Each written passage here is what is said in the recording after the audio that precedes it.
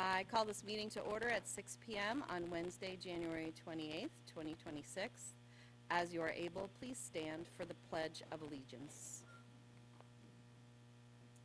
I pledge allegiance to the flag of the United States of America and to the republic for which it stands, one nation, under God, indivisible, with liberty and justice for all. Thank you, everyone, for being here tonight. Next, we will adopt our agenda. We need to amend our agenda to add electronic participation for Dana Parton, who could not attend tonight's meeting in person. Do I have a motion to amend our agenda to add and approve electronic meeting participation for Dana Parton? So moved. Mr. Roberts and Ms. Bond? Any discussion? Ms. Reed, will you please call the roll? Ms. Bond? Ms. Franklin? Yes.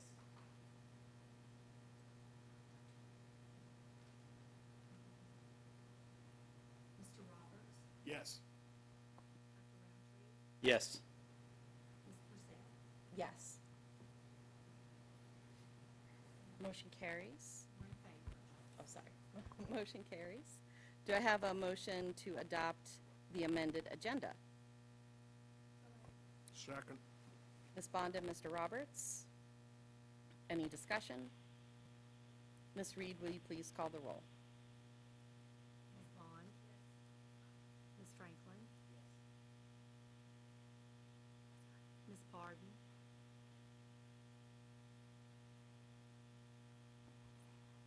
Ms. Pardon? Yes. Mr. Roberts? Yes. Dr. Roundtree? Yes. Ms. Purcell? Yes. 6 in favor. Motion carries. Our next agenda item is public address. We welcome the opportunity to hear from students, parents, employees, and community members about education matters in this community. As a reminder, the board sets aside 30 minutes to start our public address. We have the option to extend in 30-minute increments, which Ms. Reed will remind us of if there are additional speakers after 90 minutes. The board will continue with their business meeting and hold one additional 30-minute session at the end of the business meeting. The clock continues through applause and disruptions. The more disruptions there are, the fewer speakers who get to address the board. I will call up each speaker by name in the order that they signed up. Each speaker will have 3 minutes to address the board. The board does not respond to speakers during public address. The screens will show when the speaker has 30 seconds remaining and when time is up. Please state your name and the area of the county in which you live, and I need to pull up my spreadsheet, so just give me a second.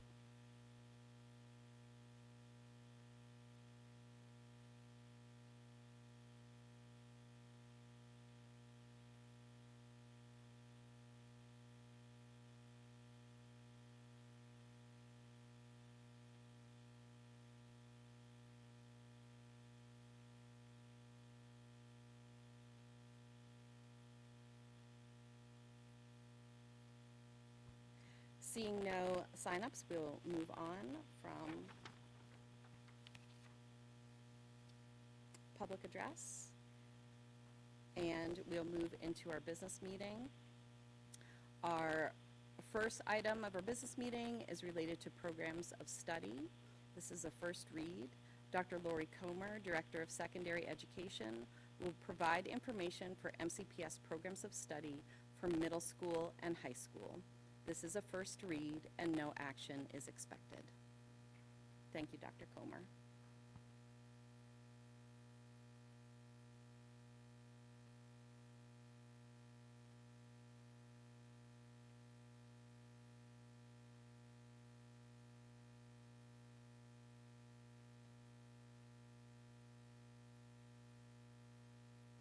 Along with our principals, and we've had people give input on this and some insight.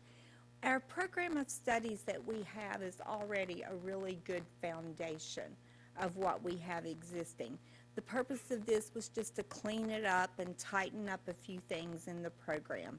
There are minimal changes, and mostly they have been to ensure that we're following all of the VDOE guidelines and dealing with our most recent legislation.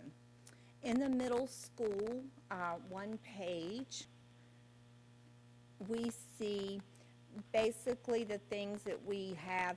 Last summer, the legislators, they did pass a bill about auto enrollment for math, and the board did update the policy. I believe it was in August.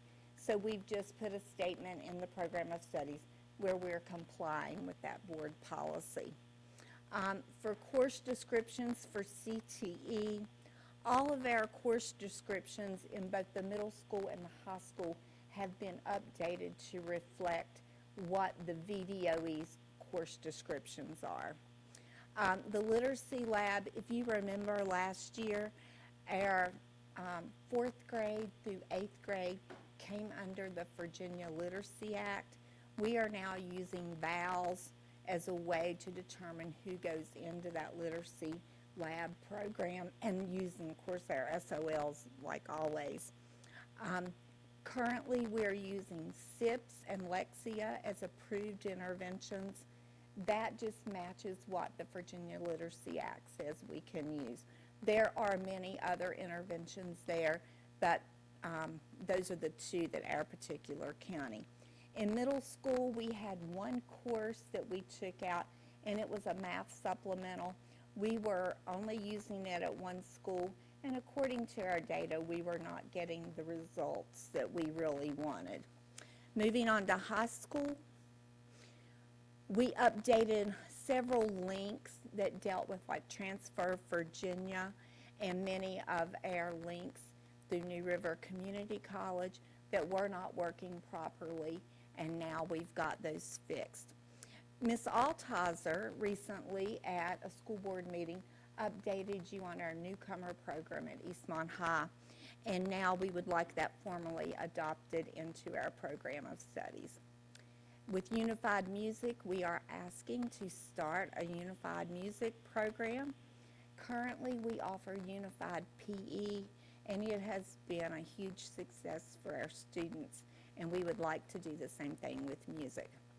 In December of 25, just a few short weeks ago, our VDOE State Board meeting met, and they expanded the high school science standards of learning, and now we can offer forensic investigative sciences. And then once again, we aligned CTE course description. We also were able to match things up with sequencing so that a student could take the first part and the second part and get that certification that they need, and also collect some of those 3E points for accreditation purposes. And that alignment is very important. So that's an overview of the changes we've made in both of our documents.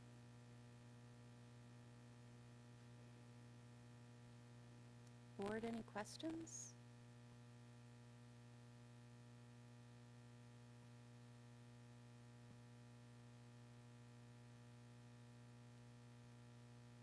Ms. Parton, do you have any questions?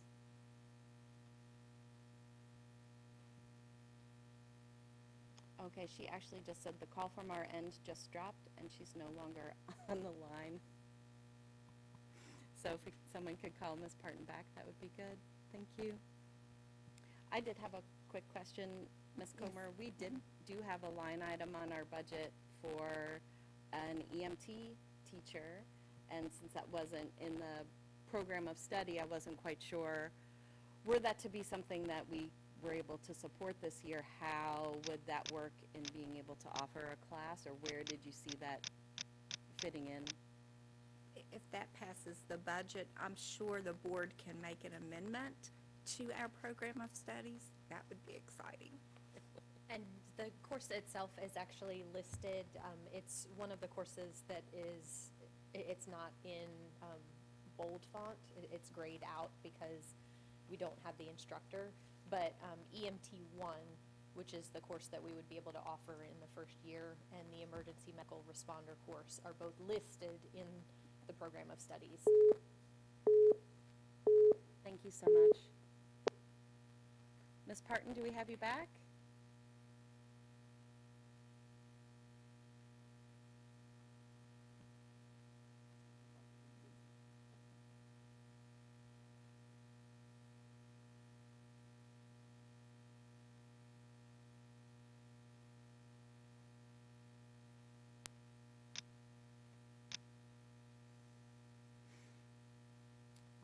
I don't necessarily want to move on until we know that she's here.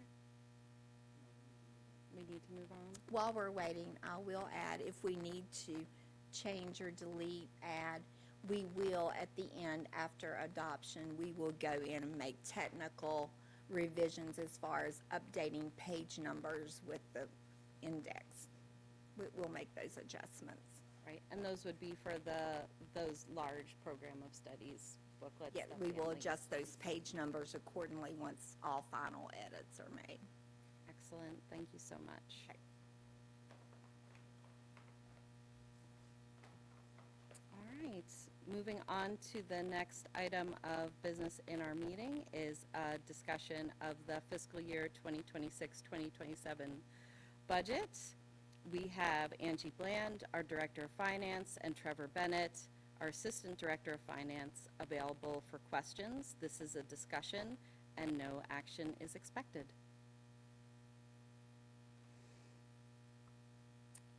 So, board members, would anyone like to begin with questions?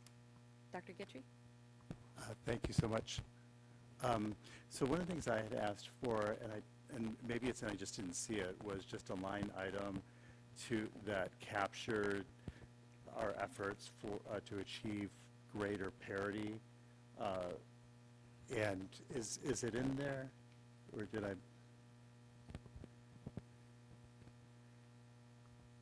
So I believe, the next document, yes. So I believe at the bottom of this document, sentence. Okay, I've got you now. Good to hear you, Ms. Parton, thank you. Go ahead, Ms. Bland. Sure. Thank you. And the note at the bottom of this document actually should cover that, so that estimated amount there would serve to establish the organizational parity that we had discussed at the Okay, thank you. I'm so sorry. I must not have scrolled down to the bottom, because I was looking for it in the line items. Okay, great. Thank you very much.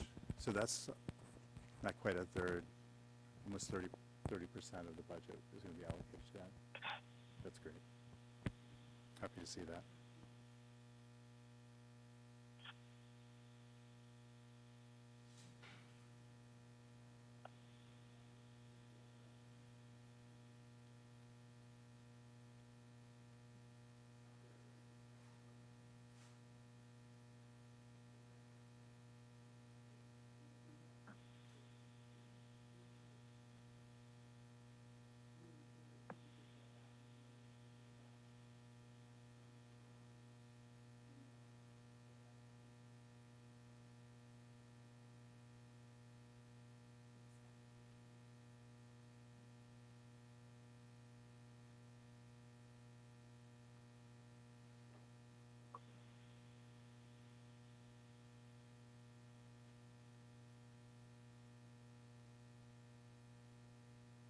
Board members, are there other questions? Ms. Parton, did you have any questions about the budget for Angie and Trevor? No, ma'am. Thank you so much.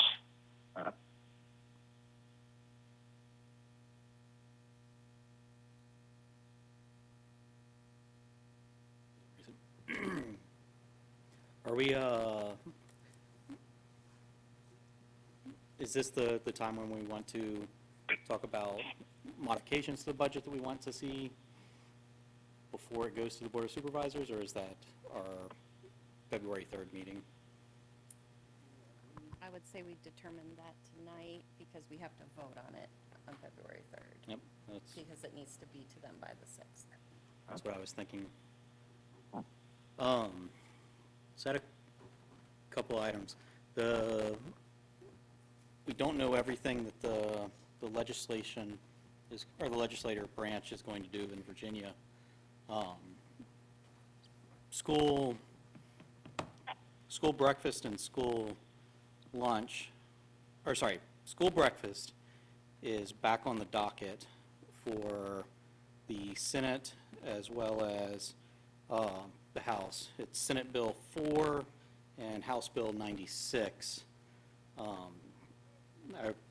I encourage anyone to call and get their senators and representatives to support that movement.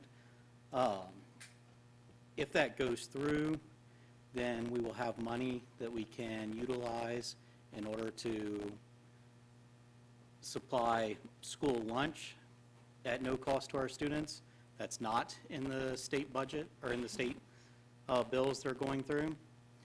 So that would be on the order of $500,000 if the $500,000 to $700,000 if the student breakfast was covered by the state. If not, it would be approximately $1 to $1.2 million. And I would like to see that put back into the budget. I know several of our Board of Supervisor members would like to see what it takes to supply lunch and breakfast at no cost to students. And if we don't put it in the budget, they don't see it.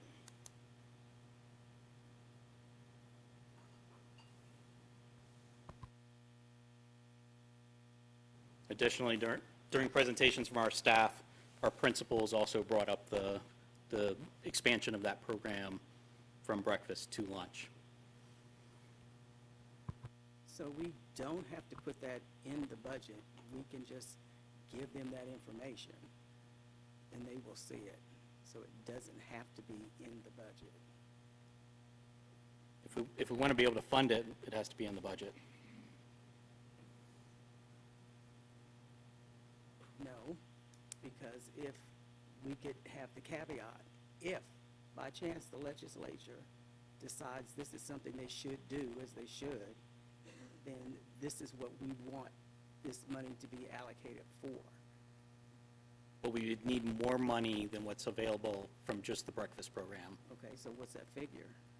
It's approximately, if the breakfast program at the state level goes through, it would be on the order of $1 million for the lunch program, even with the funds from the breakfast program. Ms. Knotts might be able to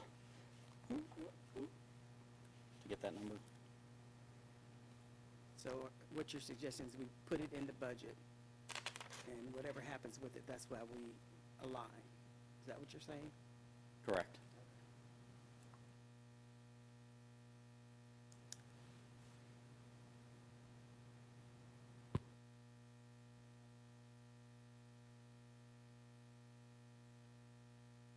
That's how we possibly might adjust things. Doesn't mean we will.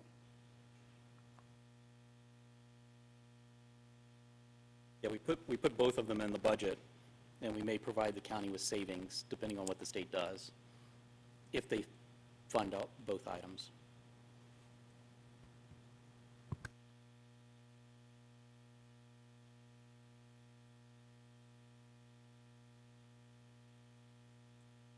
Board members, any thoughts, support, objections to adding that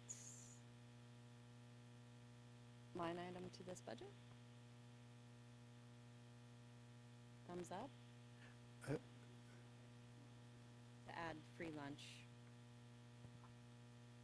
Dr. Rentry, you maybe have had more discussions. I know there was interest in providing lunch, but also opposition to it. Has there been movement with the Board of Supervisors on providing both breakfast and lunch? I just know that some of them are in favor. I know Mr. King has been in favor in the past, or asked what it would take. Ms. DeMotts and Ms. Grafsky and Ms. Biggs were also in support of it previously. I don't know what their current situation is. Of course, there are some new board members on the board as well. So. But we haven't, we have not had a school board Board of Supervisor liaison meeting to discuss those items either, yet this year. But that is something that can happen in individual discussions. Sure.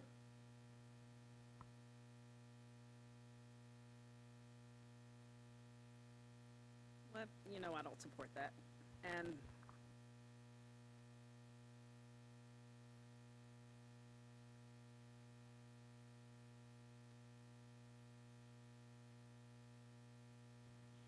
my mic, I'm sorry. So for both of those items, for me, I have question for.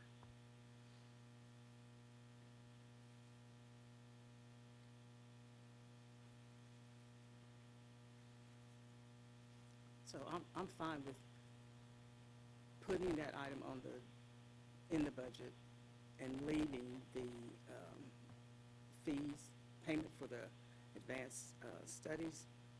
But I do have some concerns about that because can be an equity issue, as we've discussed before.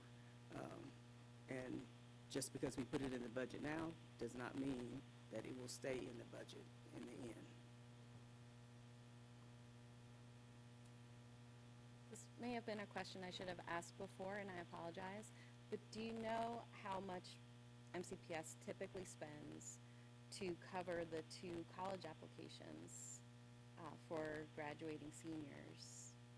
I feel like the covering advanced placement exam fees and the college application fees kind of have a relationship.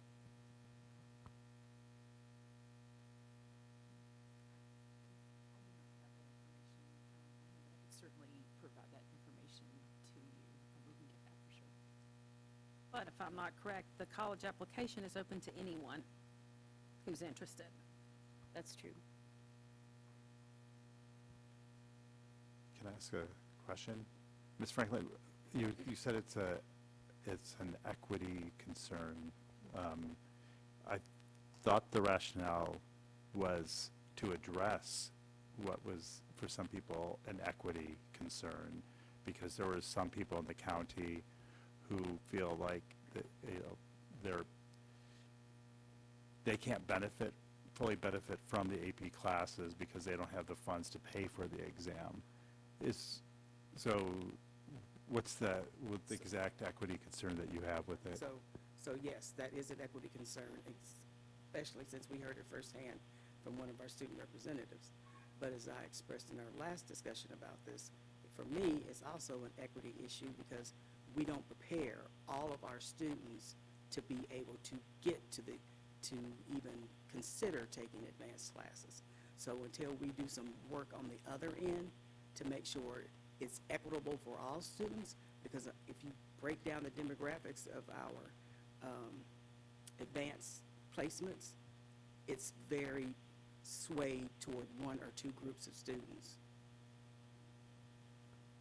So unless students are prepared, starting in elementary school, quite frankly, so that they can read equitably, that's not the right phrase, but anyway, so they can read, then they're not going to even be able to think about doing advanced placements because they're going to constantly be behind. Okay, thank you for explaining. I know that there are many more students at Blacksburg High School that take AP courses, but AP courses are offered across the county. So even if not as many students, say, at Auburn are enrolled in AP classes. I'm not talking about Auburn. I'm talking about groups of students. So Right. our African-American students, Hispanic students, students with disabilities, students with English as a second language, and socioeconomic students, Yes. if they are not being, and our data shows with our academic scores, those students are not achieving at the same level that may encourage them that they do have the ability to take the advanced courses. so they're not taking them. So for me, that's an equity issue, because we're not educating all our students at the best level that we should be. I hear you. Back and forth, but that's where I'm at. Okay. Thank you for explaining. I'm in favor of it because there also, well, it's true that there is disparity in opportunities across this county. I don't think that there are other minority groups or other groups or socioeconomically disadvantaged groups that we should wait to assist until we've addressed some of these other issues. I think we should be working with both hand in hand so that we are addressing that inequality, students with disabilities and other populations, but on the other side, we've got incredibly bright, hardworking students who come from socioeconomically difficult backgrounds, and this is to help those students. So I don't think that we should wait on one before we do the other. We should be doing both. That's my perspective. Okay, I understand that, but we can also, as our student also shared, there is support out there for students, and it's a matter of identifying those students and helping those students self-identify if they don't understand, so that they can be helped, and we don't necessarily have to have it as a whole blanket for everyone in those courses.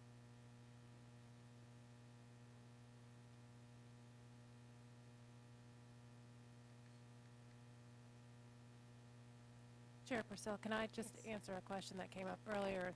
The question was, how much are we spending for the seniors when we pay for the 2 applications? So currently, we have $25,000 budgeted for what we call Graduate with a Plan. And do you know if we use up all those funds every year, or? I mean, I guess if that's the budget and you've been doing it for a while, you kind of. We're not going over it, so we're Okay. staying within that budget. And didn't we decrease the number of applications throughout the year? So I think we're now to, what, 2 or 3? We cover 2 now. I believe you're correct. I believe at one point we did cover more than 2, but I'll double check that.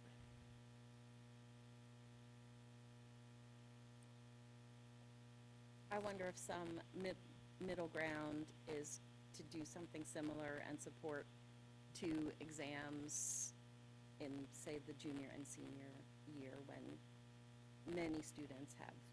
many more students have more AP classes available to them. I'm in support of asking for all of it to be covered, but kind of thinking ahead when we actually have to allocate money towards it, kind of finding a way to get some, if we can't do all easily. Yeah, I'm for covering the AP costs. And if we need to fine tune to something as Ms. Purcell just suggested, then that would be fine with me as well. But I prefer to just cover those costs for our students so that we don't have discrepancies between the various student classes that we have that are trying to take these courses and get credit for them for college. Would there be a way to meet in the middle and say we will pay for half of the exam and maybe put the other half toward something that would benefit all students, not just a select group of students? And not that we don't want to help that select group, but we want to help them all as much as possible. So it's just a thought. Can I ask a question? So it's roughly, is it 80,000? Yeah, and just to clarify, the 80,000 that's included is just to pilot a program. Right. It's not paying for, it is definitely not paying for all exams for all students. That would be. That's correct. Closer to 180,000. Yeah, it is already, it's a pilot program that does not fund everybody. So that was my understanding too, was That's correct. we were going to start with something more modest to see if it was effective. 80,000 was a start. You know, we would look at paying for a certain number of AP exams. Some students take 1, some take 6, but 80,000 was a start because it would be at least 180,000 to cover all exams. And what is the cost per AP exam? It's around $100. Now, we do have a reduced rate, students qualify based on eligibility, and then the VDOE does also offer a reduction, so those rates can be reduced as much as $40 an exam, or even $20, depending on what students qualify. So we do have in place a process that does offer a reduced rate for students who qualify. Okay. Yeah, because if a student takes 6, that could be, I mean, their students are definitely taking more than that. So it could be $1,000 per student for AP fees.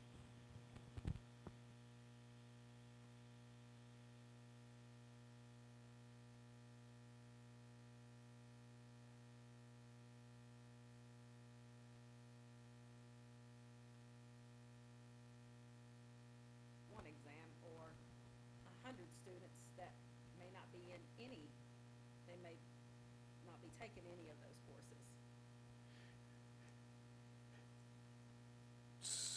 Well, if you're limiting the number of AP tests across the county, No, but could you not say we will pay for one exam per AP student to relieve some of it? That's what I'm saying, could we meet in the? well, I think that is meeting, Well, no, what we the way just, I we understood just, you said somebody could take 6 exams, and that would be $1,000. no, that's how much they're out of pocket they're paying. Right. Not how much the county would be, because we just heard it would be $180,000 if we did. So the 80,000 would be hypothetically like 2 exams. Right, so how would that be, I guess, in layman's terms, divvied up, so to speak? Would you say 2 exams per student? Would you say 1 exam, or this child would get, how would that be? How do you make that decision on where the money goes? I'm sorry, Ms. Bond, Ms. Parton, and folks at home can't hear you when your mic's not Sorry. on. I think that would be part of the pilot program, and it would be up to the administration, but I have to imagine that whatever the pilot program is, that it would seek to have equity across the division. So it wouldn't be like we're paying 5 exams for one student and then 1 for another by in the way that the division would be setting up such a program, right? That's correct. Yeah, That's my question. yeah. Ms. Parton, did you have any questions about this? So yeah, so I'm going to have to wholeheartedly agree with Ms. Franklin and Ms. Bond. To me, this is definitely going to cause an equity issue in my mind. I don't mind helping any of our students that need help at all. Never have been against that. But I don't feel like we should be paying the whole thing for students. And from what I hear, it sounds like we have a pilot program again to target our students who are in need. And it sounds to me like the state even has a program that will lower the cost depending on socioeconomic status. Because if we start this and we already have help there for the ones who need it, then the people who are taking these CTE courses that need a certification, correct me if I'm wrong, Ms. Bond, but they have to pay for certifications as well. And can't remember if we're paying for those or not. Dr. Widener, you might can enlighten me on that. But I know when my daughter went through school, she took AP classes, and everybody I know in her class, they had to pay for the exam. And that was only 3 years ago or 2 years ago. Again, I'm all for helping people. If there's a way that we can help, I'm all for it. I'm not really in favor of saying we're going to pay for the whole thing for so many. That's just my thoughts. And until I get more information on where some of our state money and some of our other funding is going to be or what it's looking like, I probably can't support that full funding of that at this point.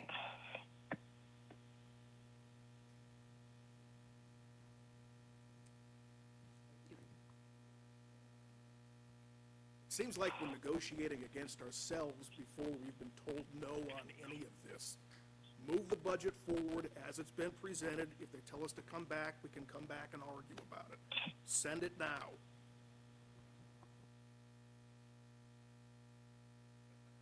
Thank you, Mr. Roberts. Dr. Widener, was there anything that you wanted to address from Ms. Parton's comment, or? No, I didn't have any other information or clarification. Do we know kind of some estimate of costs of certifications?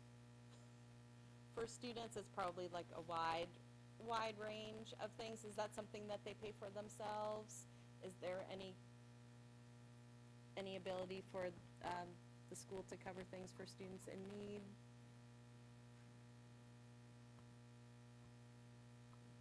Thank you. Okay.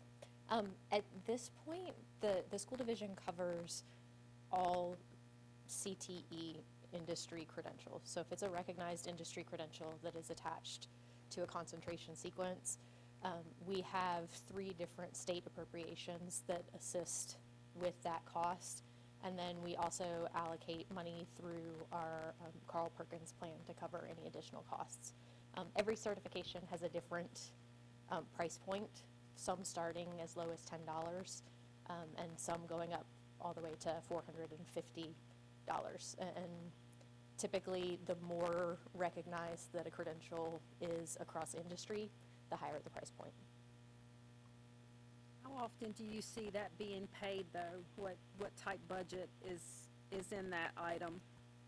So I can pull up those appropriations are sent out every year, and they're based on our student enrollment, not necessarily in CTE courses, but across all of Montgomery County Public Schools. So we have one appropriation for the workplace readiness assessment, which is just a general industry credential and meets the graduation requirement. And then we have a larger appropriation for more occupational-based industry credentials, like the cosmetology license. And then we also get a STEM-H appropriation for like our nurse aid and our pharmacy tech exams. So last year, I believe we did have to roll over into our Perkins funding to help cover the cost, but no students or families took on that cost from last year. I'm trying. Is that budgeted into our budget, or is that, you said it was another, the Perkinson Foundation? What did you say? The Carl Perkins Act, our federal funding for CTE, so we use the state appropriations, those 3 allocations first, and then if we zero those out, then we have a line item that we write into our Perkins plan to cover those additional costs. And But that's not in the school board appropriated funds. Am I correct in thinking that most of those CTE exams are usually a few seniors in each one of those courses, correct? So the workplace readiness is issued throughout all 4 grades, depending on the student.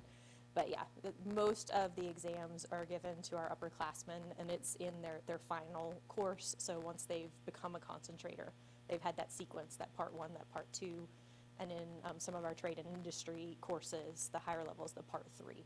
Right. Thank you. Sure.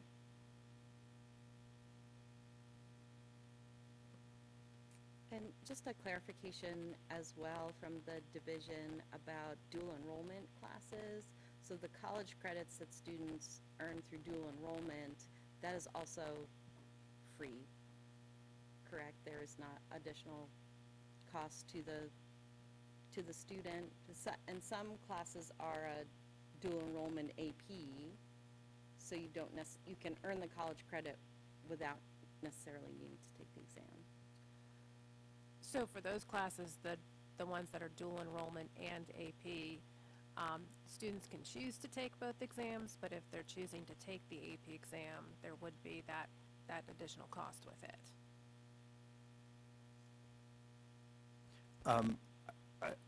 I don't know, Ms. Barton, if you heard this from the comments earlier, because I know it's a little difficult when you're participating electronically, but Yes. to reiterate, we are piloting a program, and we are not paying for every student to take all of their AP exams. Just to clarify that one more time in case it didn't come through.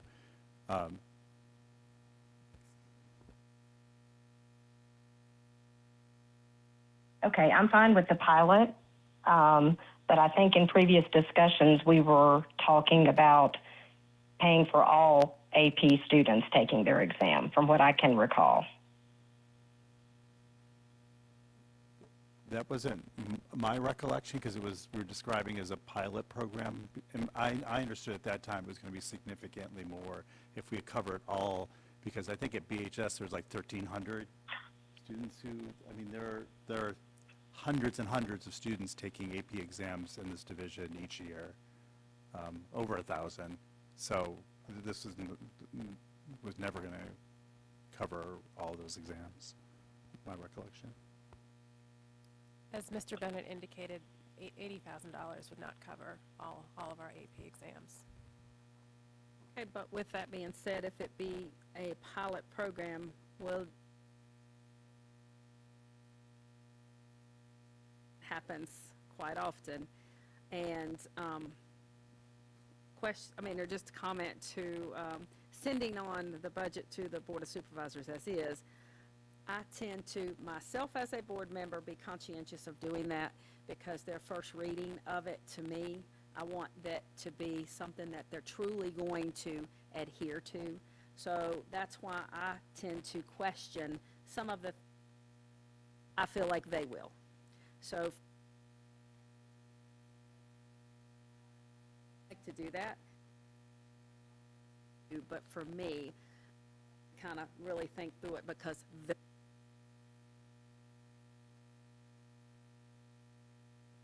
So, I said in the beginning, I'm willing to let this go forward because I, on the other hand, think we should put everything in there that we need. You know, there's a difference between needs and wants, and for some reason, people think just because the school system asked for it, we just want it. It's not that we need it, okay? So, I'm always say, load it down, and then we'll figure out what to do when we get what we get. One of the issues that I'm starting to have is that the Board of Supervisors is, for some reason, thinking they get to tell us how we run the school system. And when we start playing into that, because they're going to be looking at this and they're going to be doing that, like, okay, we had a taste of, I'm just going to say it, the backdoor stuff last year, and from comments that were made then, we may get some of that stuff again this year, because they may say, well, this was in your budget, and you talked about this during a meeting, so why didn't you do it? Well, that's not how this works. So I'm very leery of not putting forth everything, and also very cautious of getting into another round about you should have done this and you shouldn't have done that, because that's not how this works. They ran for that board, we ran for this board. Fund our budget and be done with it.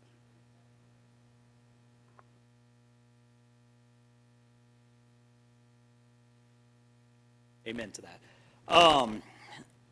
Also, a little bit different perspective on my part. This, what we present to the board is the minimum that we can ask for moving forward in the budget process. The program, as stated, the school breakfast program may end up being covered by the state.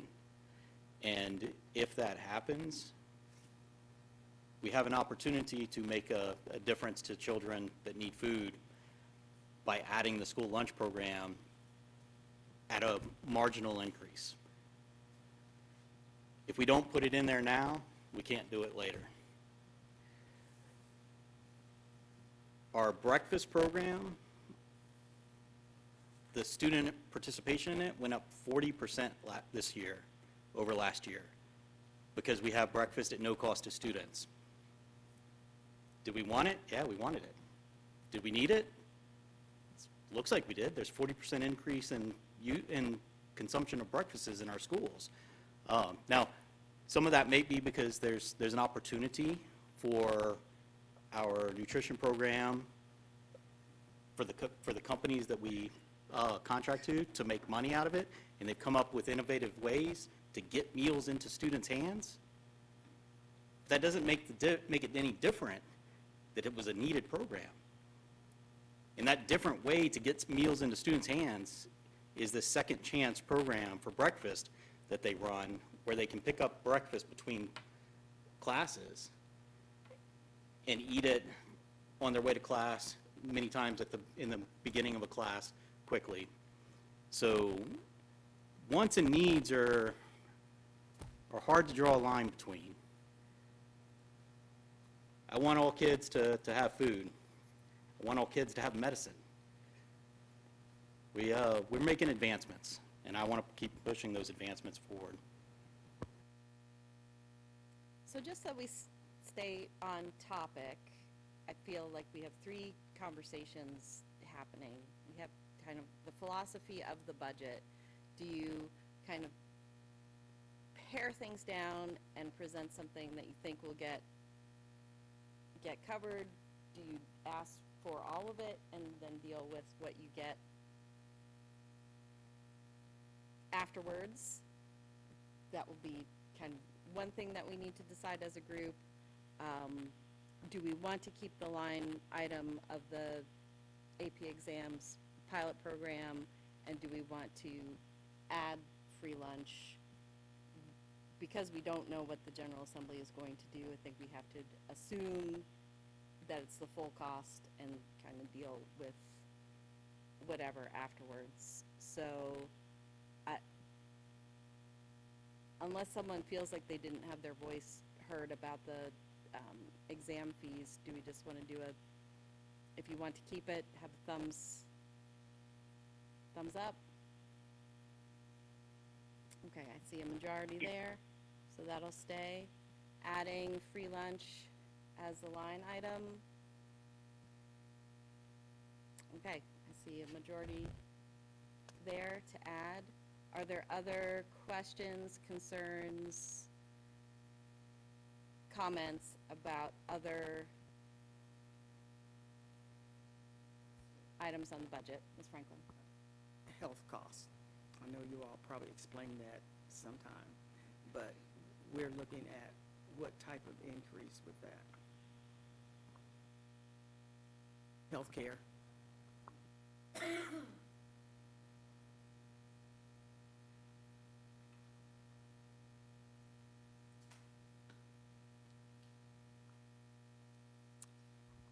So there's actually two separate line items.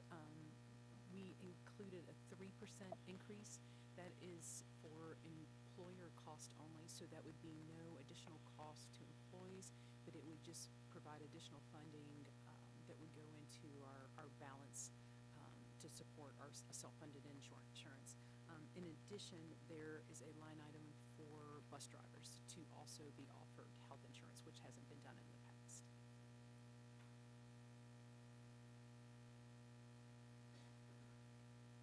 So, how many groups of employees do we still not offer? Is that the easiest way to tell us, or how many we do, whichever way, that we offer benefits to them? So I believe, yes, it's a minimum 6-hour requirement. Anyone working less than 6 hours would not be offered the health insurance benefits, but all others have been, right now with the exception of bus drivers. We did increase their hours as part of that process. I believe it was mid-year this year. It increased their time as far as hours, but it didn't meet that. I think it was 5.25, so it still didn't meet that 6-hour requirement. But we do have that separate line item there to offer that to them as well. So is the 6 hours in line with the 30 hours that it was reduced several years ago to be full-time and be considered eligible for benefits? I believe that was a consideration when the 60 hours were considered, yes. 30 hours? Yeah, okay. Thank you. How many, well, I guess you did offer that. So, are there particular groups of employees who we still don't offer benefits to, and not just based on hours? I know it's based on hours because, you know, it meets those requirements, but what groups of employees are not there yet? So that, the groups working less than 6 hours are the only ones not being offered the health insurance. Now, part-time employees can sign up for optional benefits, those that are not covered by employer, but optional benefit that's employee cost only. They are offered all of those optional benefits. So would that be like our spec ed aides, our administrative aides? What groups are still not quite there yet? Can you give me an idea? Paraprofessionals, I'm sorry, yeah. So we kind of fall all into that category. So we're doing pretty good as far as getting benefits to most of our employees. Okay. Thank you. I do have a question. So I know another thing that's moving forward with the General Assembly is the ability to, for localities to do a 1% sales tax for capital improvements. Can you talk a little bit about that, and both what would that mean for the county, and what would need to happen for the county to, if it does pass, because I think there's a good chance that it does pass, to advocate for it and try to get that for MCPS? Is that something that you could talk about? Sure, it's a great opportunity. So, yes, it would be a great opportunity for the schools if this should pass. Certainly, that would have to be a discussion with the Board of Supervisors and how that would all, fall, because sales tax would automatically go to the Board of Supervisors. So it would be a discussion with them at that point, and how those funds would be divvied up to school system, to the school system. So it would just be at the county level, so towns don't have that, wouldn't have the ability with this legislation that's going forward. It would just be county level. I believe all government agencies would be able to do, like localities. So like the town of Blacksburg could institute a 1 cent sales tax? I believe as it reads now, yes. Oh, okay. Towns and counties as well. Okay. So I'd like for us to pay attention, to keep abreast of that and to figure out, because if the Board of Supervisors, which has not been very open to increasing taxes, if they don't, if we could approach the towns of Christiansburg and Blacksburg to pass a 1 cent sales tax for MCPS. You look skeptical.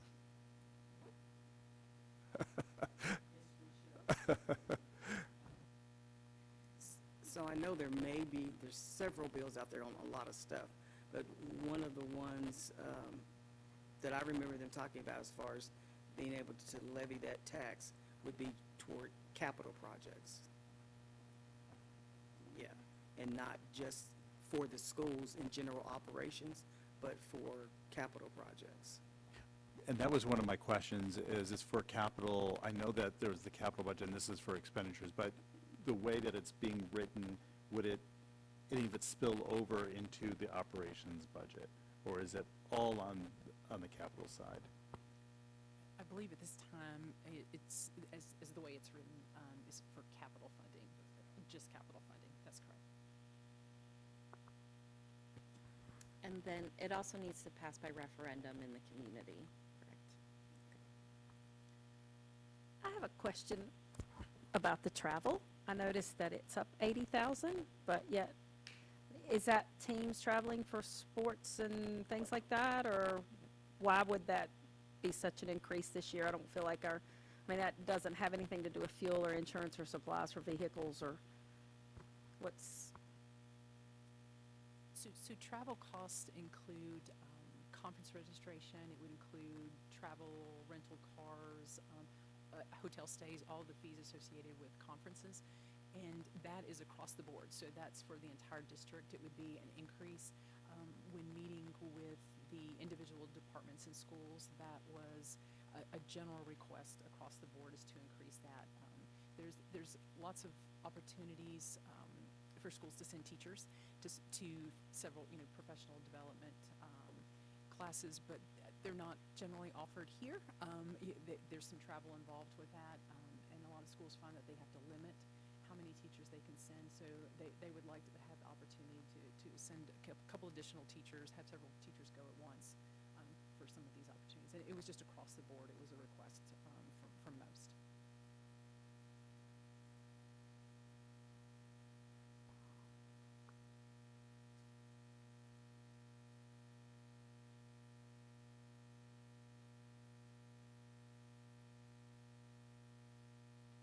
So,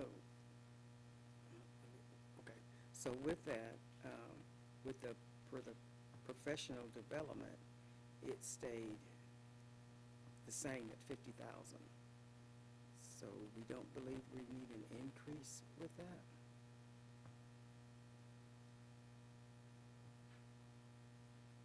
Yeah, the professional development line item was a new line item that was approved in last year's budget. So we allocated $50,000, and that's for district-wide professional development opportunities. Which is, we just talked about with the travel. Professional development, $50,000, quite frankly, can be a drop in the bucket. So, The increase in the travel budget, just to provide clarity, it also provides equity amongst all the schools, so their travel budgets are more equal amongst each school. yeah, I know there's controversy over professional development, and some like it, some don't. It's needed, it's not needed. And for me, I think it's a wonderful opportunity for our folks to grow. And sometimes we don't always know what we need until we get it.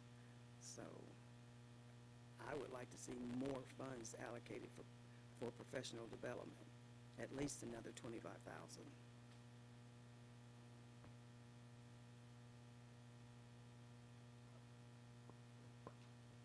I'm sure we exhausted those funds last year, easily.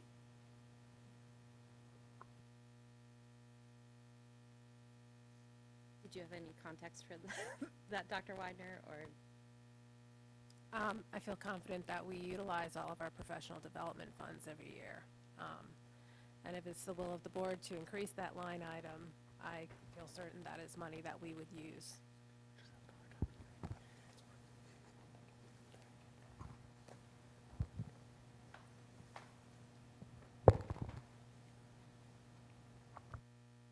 Thank you. Throw another 25 on it.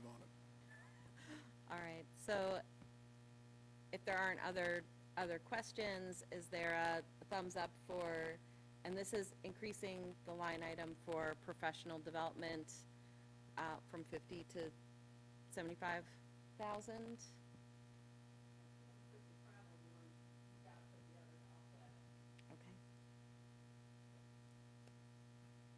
Ms. Parton, did you have any concerns or questions about that? No, ma'am, not at this time. Thank you.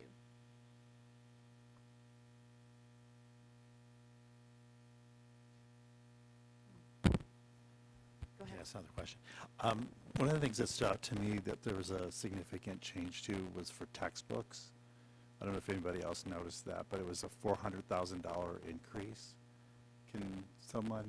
Is anybody able to illuminate why we've gone from 721 to 1.1 million within a year? This past year, 2 large textbooks adoptions were approved, and it increased funds considerably for us. We were able to work with these companies. We traditionally work to get payment over a 2 to 3 year period, so we were able to do that. But this increase would be necessary in order to meet our textbooks expenses next year, given the 2 additional recent adoptions. If you'll recall, last year, we did adoptions in our 2 largest curricular areas, which is math and reading. And with those, as Ms. Bland said, some of those subscriptions are paid over a multi-year period, but then there's also renewals for materials and digital resources that we access. And I would like to go on record that I voted no for that because of this. But we would have paid these costs regardless. I mean, we had to adopt. Would there have been a significant difference in the cost if we had gone with the alternative? We changed, We had to adopt a textbook. but we changed to a different one, But and it cost 400,000 more. Correct? Yes. That's that was approximately over, correct. that was more than a year. That was for more than a year, and then also you just said it was math as well. Yeah, I don't know how I got spread out, but there was approximately a $400,000 difference between the two English programs that we adopted, and we adopted the higher priced one. It may or may not be reflecting, this may or may not be the cause of this, but it's not an untrue statement that it was a $400,000 difference. I didn't recall it being $400,000 in 1 year, but, well, maybe the administration could answer that question. Well, the bottom line, textbooks are expensive, and depending on what cycle that you're on for textbooks, some curriculum is more expensive than others. So if we're trying to get the best, and if I recall, this is what the committee was recommending, then we try to, take our recommendations from the folks who are using these books. Doesn't always work out that way, but we try to.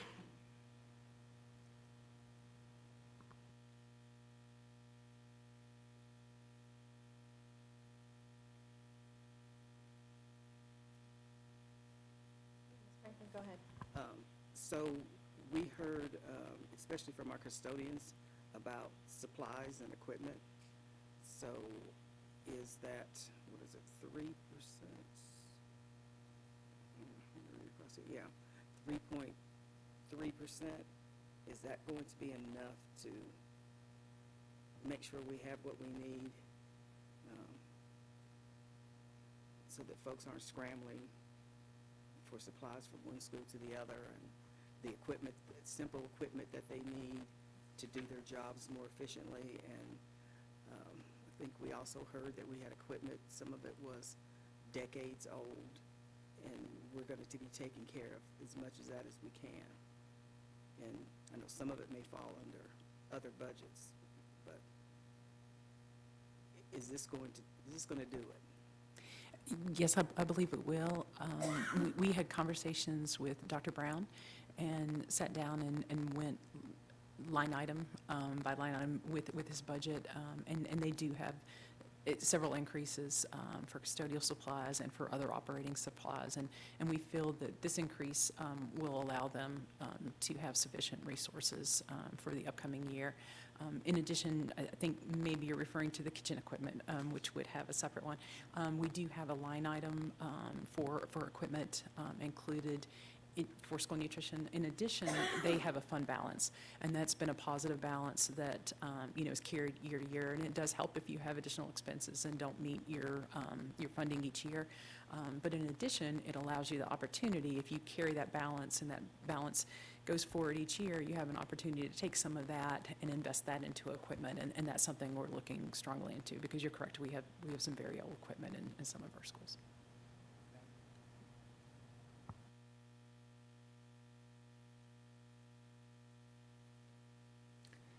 Yeah, so I'm glad to see in the budget that we have a AP designated for all of our elementary schools, which we haven't had in the past. That is a great addition, but it comes as an equality addition over an equitable addition to our county. We have three elementary schools that are very large in comparison to the remainder of the schools, and a student to admin ratio would be approximately 1 to 120 for the smaller schools, and approximately 1 to 250 for the larger schools, almost the same as having just a principal at some of those smaller schools. I'm hoping that this year our state government will step up and provide some more funding for standards of quality, which will allow us to address some of these issues to our personnel. But I really think that it's important that we provide equitable solutions at our schools, and that we add a AP to Prices Fork Elementary, Falling Branch Elementary, and Auburn Elementary schools, which have very large student populations. I've passed by these schools many times, and I know all of our admins work very hard, but I've seen the cars of our principals in the parking lots for over 12 hours a day, multiple days in a row throughout the year. And this isn't something that we should be asking those principals to do, and it's not sustainable for them to work those kinds of hours year after year.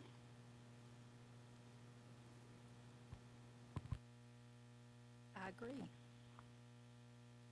And if I might say, if it would be possible, it would be nice to see if we could possibly get a feel from those principals at Falling Branch, Auburn Elementary, and Prices Fork, just to see how dire the situation is, just so they could clarify to help make us more aware, because again, we are not in the schools every day, and they are knowing what they're dealing with. And from what Dr. Roundtree is stating, it does sound like it is getting to be a little inequitable. And what my concern is the performances that I saw on our 504 and our IEPs, especially in the Falling Branch and Prices Fork Elementary School. If we could get those principals some additional help and maybe make that a starting point, and would love to hear what they need, and if they could possibly maybe chime in on that, or we could somehow get a communication going with that. If that would help them, I would be in favor of trying to help Falling Branch, Auburn Elementary, and Prices Fork with this issue.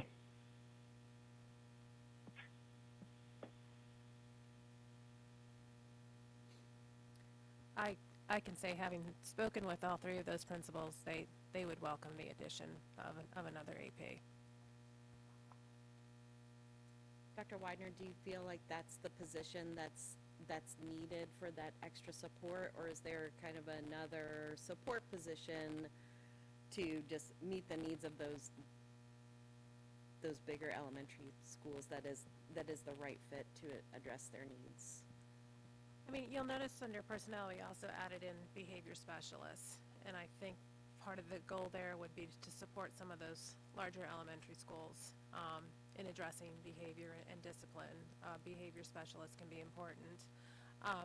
Certainly another administrator in a building can be another instructional leader, but instructional coaches can also be of great value, additional special education personnel. So there's a variety of things we could look at to support the needs of those buildings. I recall during COVID, I hate bringing that up, and there were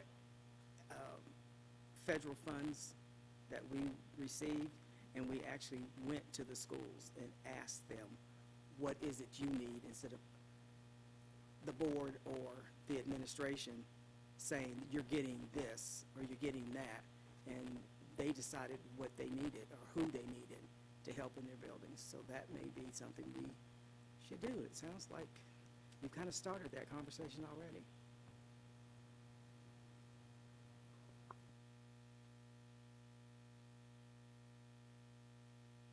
We did have funding for additional instructional coaches in this budget as well, or am I misremembering?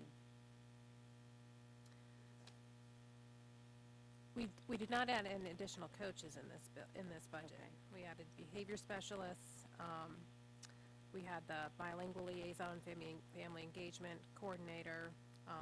We had some teaching positions, but not instructional coaches or reading specialists.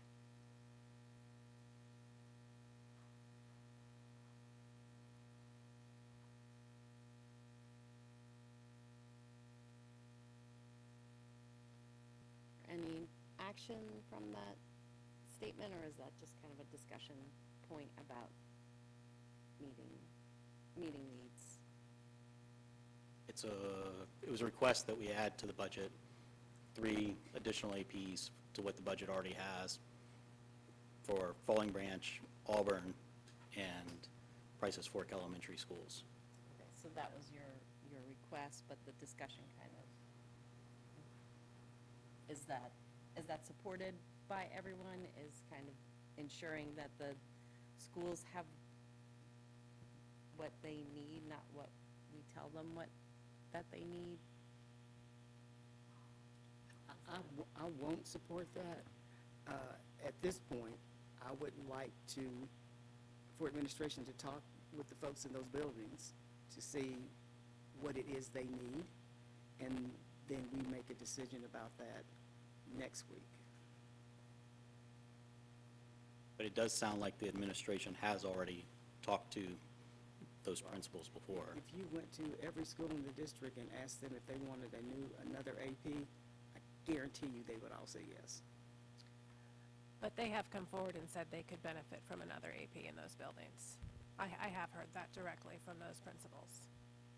Okay, so you can benefit from that, but quite frankly, adding 3 APs can be very expensive versus adding support at another level that may be just as impactful for what's going on in the building. Can I respond to Ms. Franklin? I think there's a difference here in that what Dr. Roundtree is talking about is a significant workload difference. So aside from, like, yeah, if you went to administrators, be like, you want more staff? Of course they would say yes. But this is slightly different in that if we know that there's what was the difference between the larger ones are in the high 400s. Most of the smaller schools are in the mid 200s. Right. So objectively, you can look at the workload across the county and see inequity. And I think that that's what you're pointing to, is that we are demanding more of certain employees in the county. That's exactly correct. And I mean, for instance, every IEP meeting has to have an administrator in the meeting. That means that all IEP meetings for Prices Fork Elementary School, we have 2 people supporting almost 500 students, whereas other places, we're fixing to have 2 people supporting 250 students. That the numbers, if all percentages work out, it means that they're carrying twice the load as the other schools. Right, because if I'm not mistaken, the larger elementary schools, what is some of the numbers? I mean, Fallen Branch has, and even Auburn, how many students? I mean, it's 600, isn't it? Are there any? I don't think we're at 600, but Falling Branch is our largest, followed by Auburn Elementary. Right, I was gonna say, it's over 4, I know. And- Oh, yeah, they're all in the high 4s, all 3 of those. Right, I would, absolutely, I agree with that, because I think they need it, because they're expected to, and the assistant principals tend to handle student matters more, so whether it may be a behavior specialist or an assistant principal, to me, you know, they kind of deal with what our students and different problems and behaviors and disciplines and things like that are, so I can Exactly. support that. And they also drop in and support the school in any manner. A teacher's not able to be there for some reason, they're not able to get a substitute, there might be a principal in a classroom for a little bit of time, and if you double the number of classes, you double the number of need. Falling Branch has 535 students. Okay. Can Can I ask a question, Dr. Roundtree? I'm in support of this too, because objectively, if we're requiring significantly more, and it does have an impact on our special ed and 504 students because an administrator needs to be there. So that would be another significant increase. So if you had to choose between adding lunch and addressing this issue, what would be your priority? I don't have to choose yet.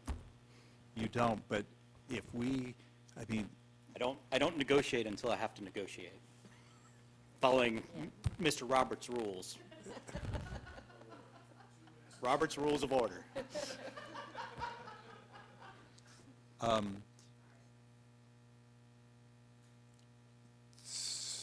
So, okay, can I just see what the increase is? We scroll down to the bottom of this screen here. So, what is the ask right now?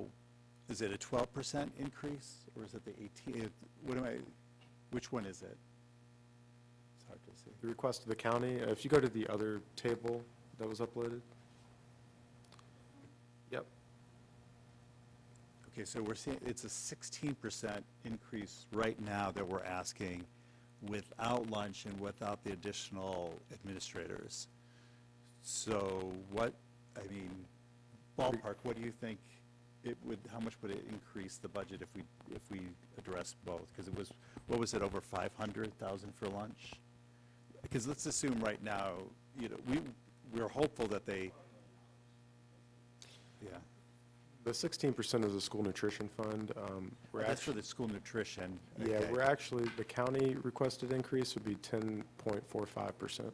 Okay, thank you. So how much more do you roughly think it would be if we added those positions as well as lunch? Ballpark. 3 assistant principals is about 350,000. Okay, and then lunch? That's about 1.1 million, Uh-huh. 1.4. Well, you're in favor of Back adding to the... that chubby budget, slim I'm in budget support philosophy. with the 3 assistant principals because of the discipline that we're seeing, because of the want of the additional looking into IEP programs and making sure students are getting that kind of stuff. That's kind of what I said when we spoke with talking about the budget previous. I want a budget that affects every student, and that does. And it makes all of our kids in all of our buildings have someone.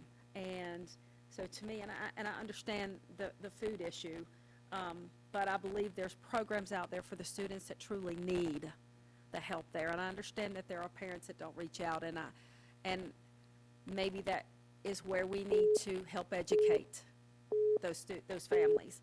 But for me, this is a need for those elementary schools. We're seeing it.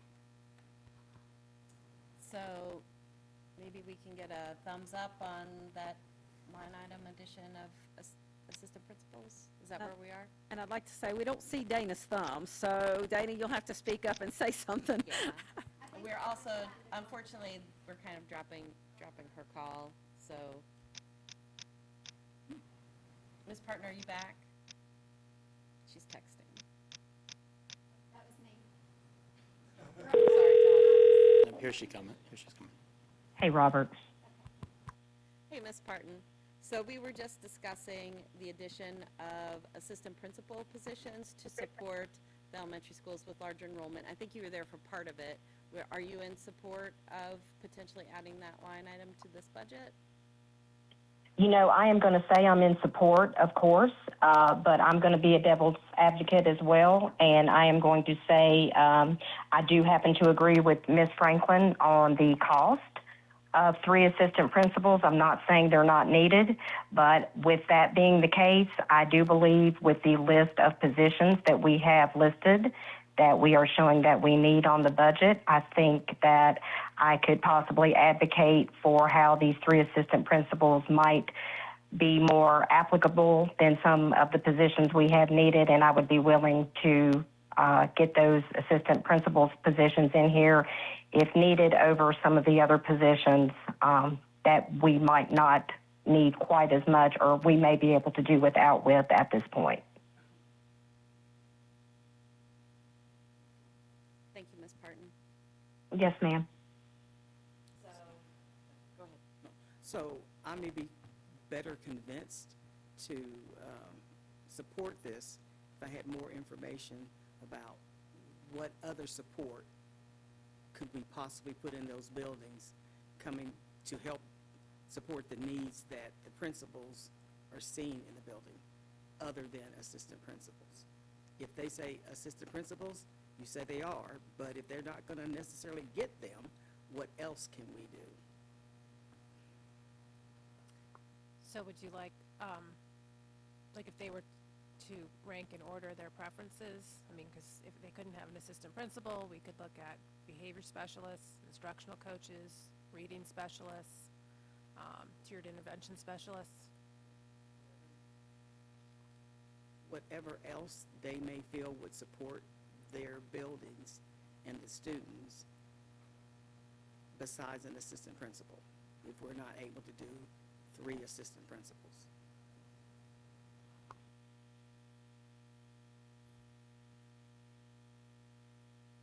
So can I ask a question? So were there a majority of thumbs up for adding the line? There were 6. Right, so what is the direction? That would seem, it would seem that we're directing the administration to add those 3 APs rather than to go back and to provide different scenarios, correct? I think does we have a not- decision we need to make tonight, and then also thinking ahead with what becomes realistic. Is that?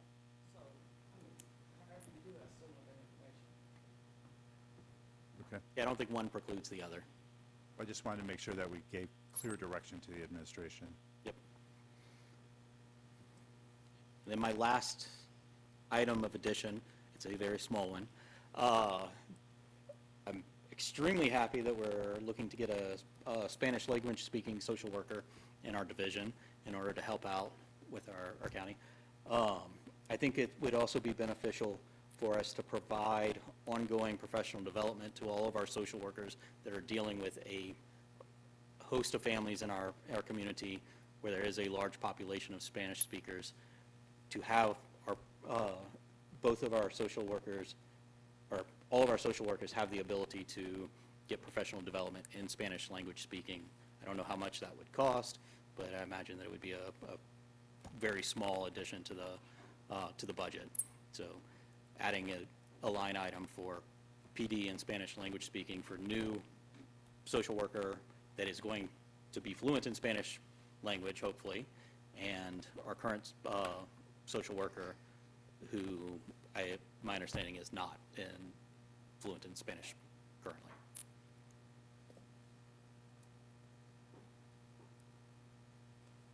Is your recommendation to add that as a separate line item, or just to increase the professional development line item even more? The preference is to add it as a secondary line item, just because it calls it out explicitly, and I know, or my understanding is that it is definitely a need in our county to be able to reach out to those families that are Spanish-speaking, that have parents that are Spanish-speaking, children that are bilingual, in order to bridge that gap, and that it is likely to have benefits with getting kids into schools on a regular basis and with absenteeism. I mean, I would concur, we certainly would have a need for more bilingual trained staff.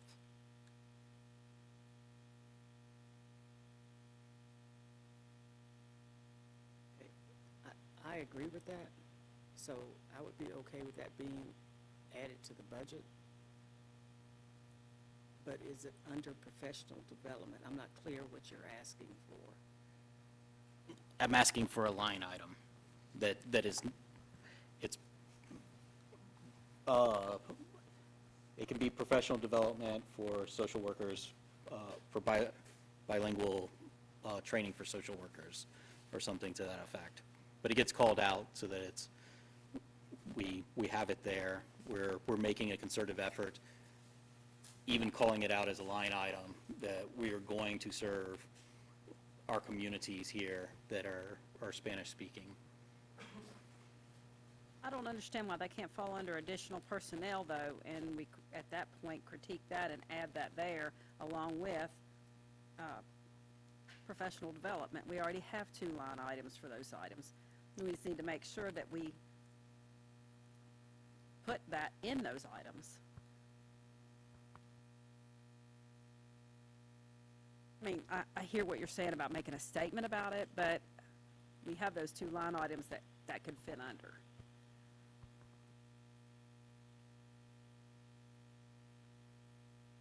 Yeah, I mean, we can increase the professional development another $5,000 to support English, or Spanish language learning. And hopefully if we say it in this meeting, that counts. Well, we already increased it 25,000.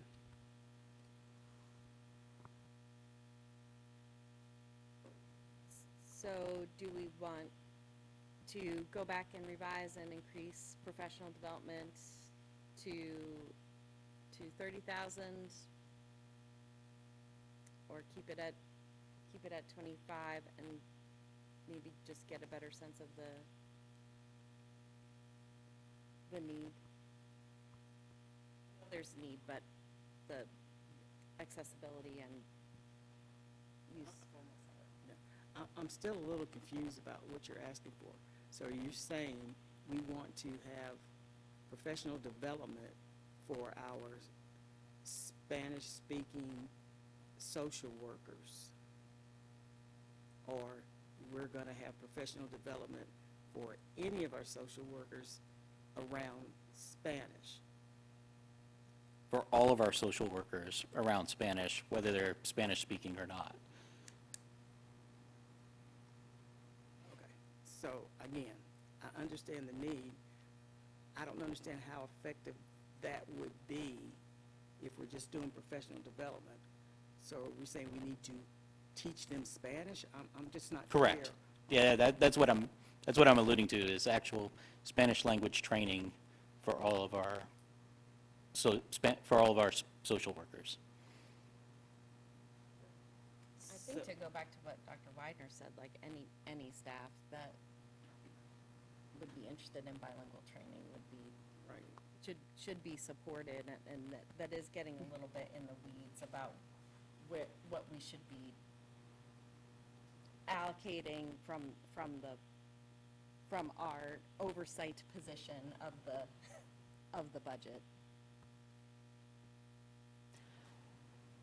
Yeah, it's mainly that a lot of times, these social workers are on the front lines of getting these kids into schools, and communicating with families on the importance of school. So that's where that comes from, but. I don't think anybody's disagreeing with you. I'm just not clear on how you're wanting to execute that and with who. Because I absolutely agree, anything we can offer to anybody in our buildings who would like to increase their Spanish or any other language, we should try to help support. So I'm just not understanding why we're going to sit our social workers down in a Spanish class. Is what it sounded like to me. You have to take Spanish. I'm just not getting that piece of it. Can I ask a question? I'm in favor of it too. I think this should just be an ask for the administration of how much it would cost and to include it in the professional development. Because, I mean, we're just randomly saying 5,000, but we have no idea how much the administration would estimate it would cost to provide this to the county. So my feeling is, as a board, that's the level we should be working at, and just ask them to give us an estimate so that we can include it. That sounds good. And there's plenty of electronic language learning tools that are available that I threw $5,000 out there for 2 people with if you go to an electronic language learning model, that's going to be a fair bit more than what is required. Right, and there might be other people in the county who are serving lots of Spanish-speaking students who would like to do it as well. So I'd like to see that And then if we need additional personnel, think about that for the next budget. So are we leaving professional development at the, just increasing 25K to 75 and just expression of just addressing needs for students with other opportunities, and getting a sense of what the actual cost is besides just guesstimate on the floor. All right, so I'm going to move on and not touch that one.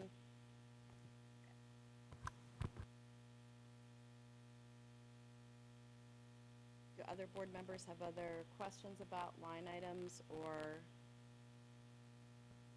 additions?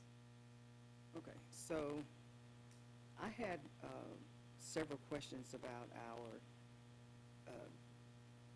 let me get it right, Jobs for Virginia graduation specialist. But the more information I've gotten from administration throughout the day, it seems like that's a deeper discussion. And right now it's funded through, that position is funded through grants. And I think the salary for the workload is low, but because it is a grant, this might be one of those times when I come back later and say, oh, we need to do a stipend. Yeah, so I don't want to hear that anymore, right? But we need to do something to support that position, but because it's the first year. So anyway, I'm mixed on where I would like to make a suggestion with that, so I'm going to leave it alone right now. But it is I believe, a very important position to help guide our students who may be at risk to a career path or higher education path. So I think it's something we really need to look at. And just because it's granted this year, and it's low, I think it's $26,000 for a caseload of 50 high-risk or struggling students is a lot between two schools, Christopher High School and Montgomery Central. So to be able to really support those students, I actually believe we need two, but I'm just putting it out there. I'm going to be coming back with something for this. And that position is currently on the paraprofessional scale. We don't have a licensed teacher in that position. Right. It is funded by a grant this year, and we're in the process of applying to get that grant renewed.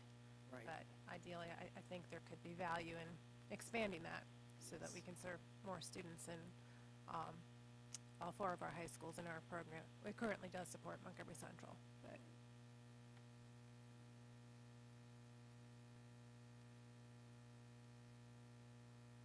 Thank you, Ms. Franklin. Board members, are there any other questions? Ms. Parton? No, Chair Purcell, not at the moment. Thank you. So I had one more question. It was brought up from Ms. Seidemann, and then I had sent Dr. Graham an email about paid parental leave for staff members. Is that anything that you ever ended up exploring, or do you know what the cost estimate for that might be? So we do not have a cost estimate this time. Certainly, if you want us to pursue a cost estimate, we can get that to you before the February 3rd meeting. Be happy to do that. There are a couple of bills that are out there around supporting either paid medical leave and also a kind of a what do you call it, an insurance, so to speak, to where you employees pay into it. So when they do have to have a medical leave, then it's kind of like workers' comp. That's kind of on that level where it gets paid into, and then when you do need it, then you can pull from that, sort of between workers' comp and sick bank kind of thing. But but there's two bills out there to address that. This is very anecdotal, but, you know, I think a lot of people in education who want to have families, try to plan for summer, so that they're not outside of the classroom. But, you know, for example, my son was born in October, and if I were a teacher at MCPS and was out until February to stay with him until he was old enough to go to daycare, when I returned to the classroom, because I was paid my full amount before I left, the rate per hour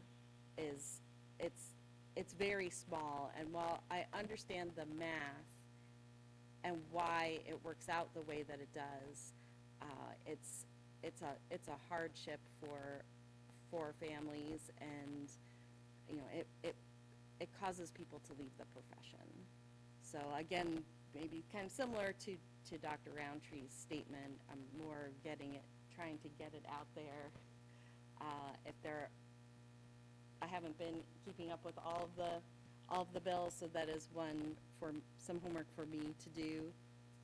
But it's really important for recruitment and retention, and just demonstrating, you know, that we value our employees.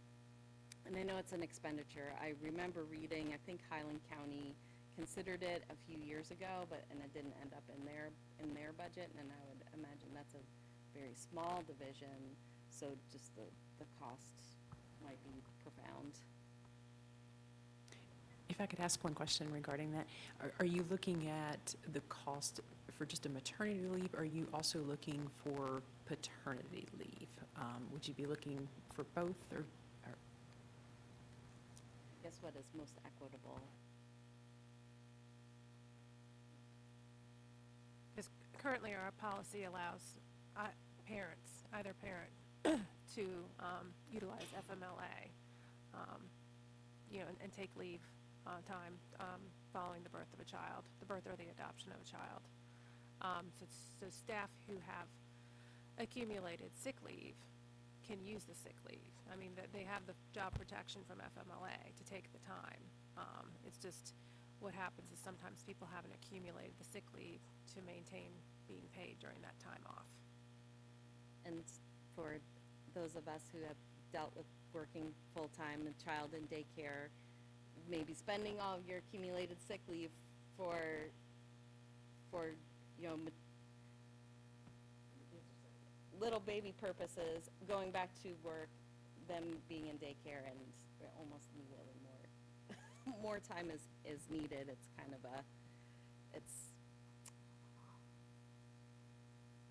we are part of a system.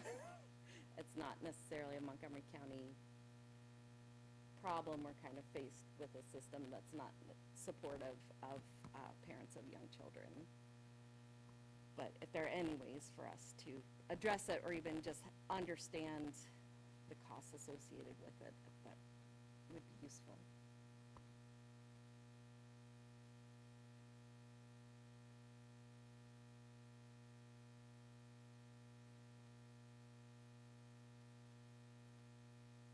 Sorry.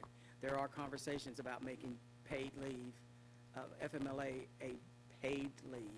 Some states have, but it definitely is a benefit to working people, period. Yeah.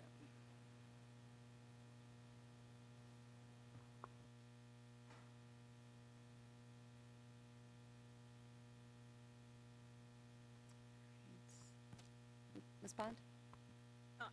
I'm just going to say that I don't know that I can support that, because I think all of this is, everything we're adding, although it may be great and may be needed, it also is falling on the backs of taxpayers, that some don't even know what sick leave is.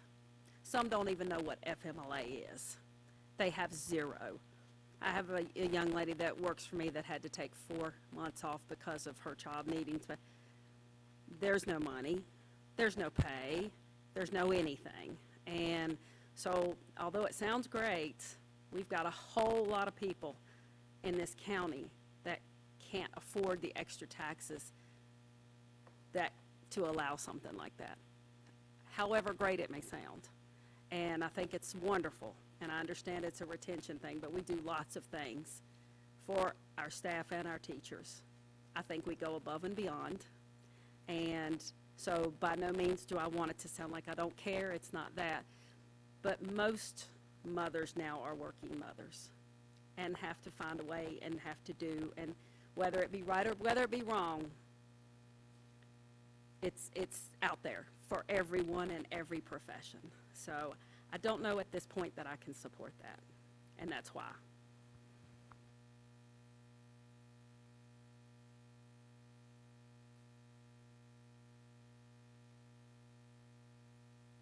Are there other questions, comments, concerns, additional inquiries? Dr. Roundtree? So here's my issue.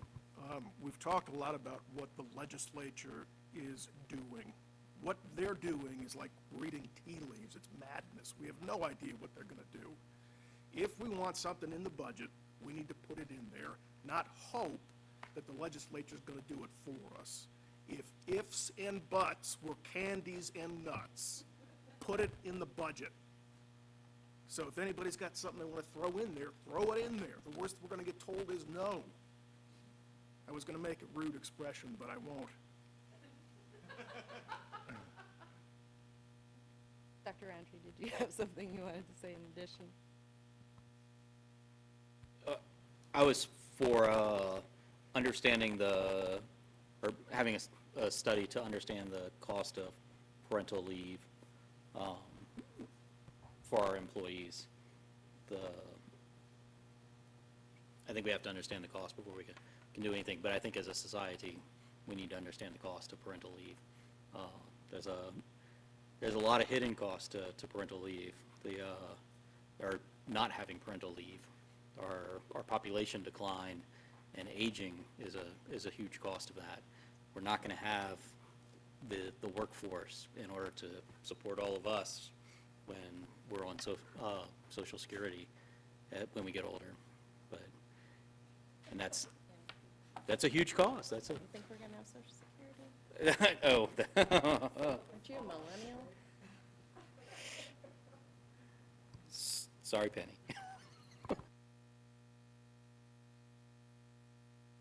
Congratulations, Penny.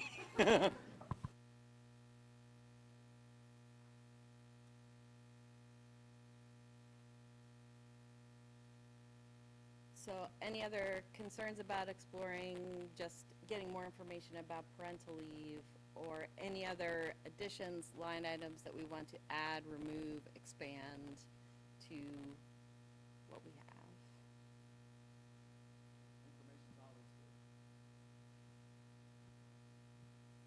I'm fine, no additions. I would just say that I agree with you in principle, but having now gone through this process with the Board of Supervisors, if we give them a maximalist budget, it may result in one or more members not giving us any tax increase to pay for things. So if we're immodest in our request, it could come back and bite us with this Board of Supervisors. No, and I certainly understand that, and obviously much of that was before my time, so I can blame everyone else. But if we don't include it in there, we've got to put it in there. And, I mean, what are they going to do, say no? Oh, more than that. But they can say no. Nothing we've included in here is luxurious, is extraneous. These are all things that we need. I'm more than happy to get up there and advocate for the budget that we've come up with. I mean, we're not asking for Teslas for everybody. It's very cut and dry. I mean, I'll stop ranting in a minute.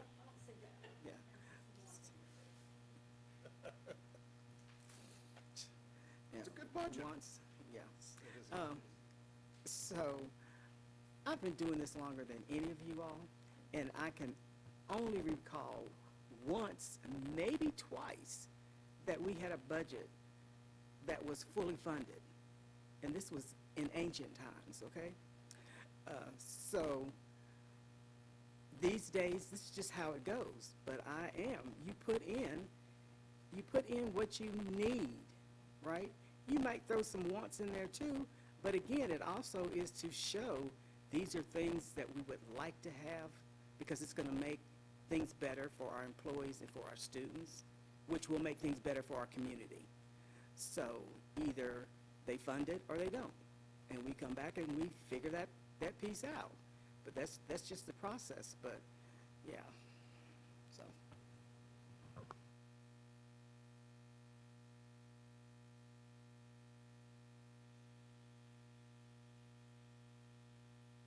Ms. Bland and Mr. Bennett, is there any clarification that you need from us about additions that we were looking for Tuesday or other information? I believe that we have all the information you need. We will update the summary and the two sheets that are uploaded now. And what I've heard, I'll relay this and then you can let me know if that's correct. We are looking at adding the students' free lunch. We are keeping the AP exams at this time at the $80,000 line item. We are looking at professional development increasing by $25,000 at this time, and looking at adding 3 additional assistant principals for elementary schools to the budget. And we were also going to provide some information regarding parental leave.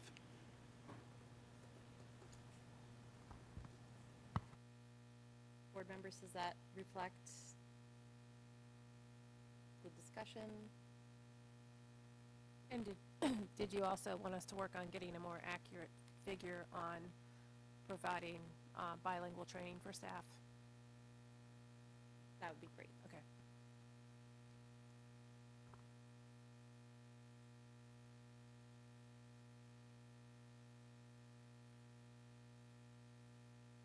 Are there any other questions, concerns, additions?